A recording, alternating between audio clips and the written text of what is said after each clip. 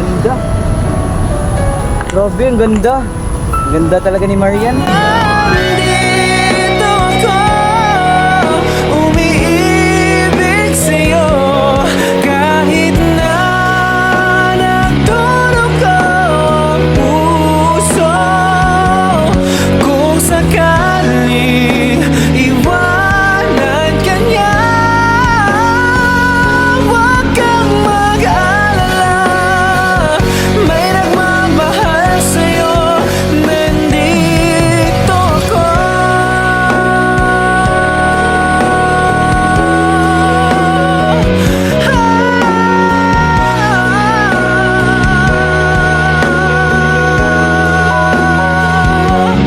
Kung sakaling iwanan ka niya, huwag kang mag-alala. May nagmamahal sa'yo, nandito. Sana may tiwala din siya sa akin. Kasi mahal niya ako at mahal ko siya. Nandito ako. Nandito ako, umiibig sa'yo, kahit na nagtulog ang puso. Kung sakaling iwanan ka niya, huwag kang mag-alala. May nagmamahal sa'yo. Sana pagkatapos ng graduation ko sa susunod na linggo, nandito na si Marian.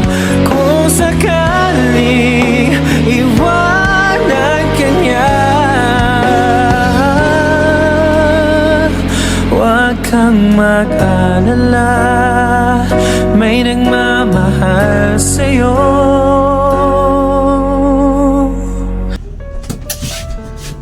Ay, ano bang date ngayon? Friday? Bukas na pala graduation ko. Ang bilis ng panahon.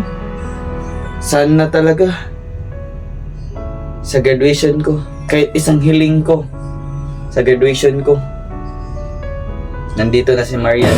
Nandito ako, umiibig sa'yo, kahit na nagtulog ang puso. Kung sakaling iwanan ka niya, huwag kang mag-alala.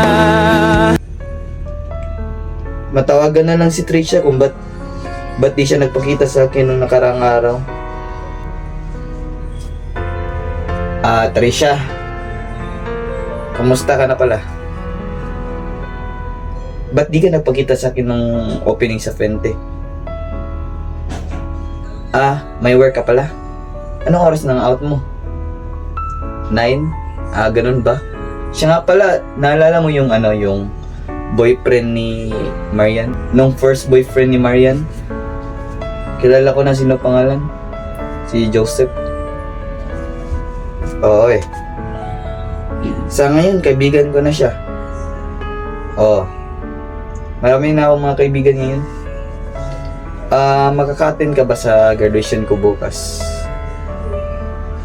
Ganun ba? Sige. Sige, salamat na lang. Ano sasabihin mo? Ano? Naaksidente si Marian? Kung sakaling iwanan ka niya, huwag kang mag-alala. May nagmamahal sa'yo. Nandito ko.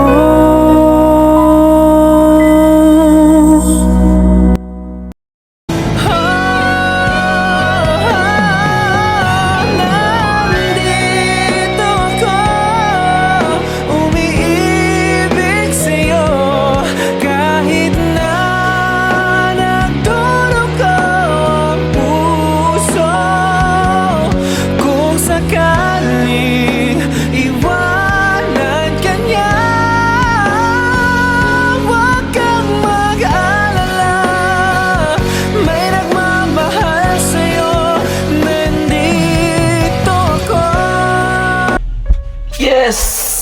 Graduate na ako. Ay, sana. Gumaling na si Marian. Oh, tumawag si Trisha. Tol, bakit? Ano? Kung sakaling iwanan ka niya, huwag kang mag-alala, may nagmamahal sa'yo. Nandito ko.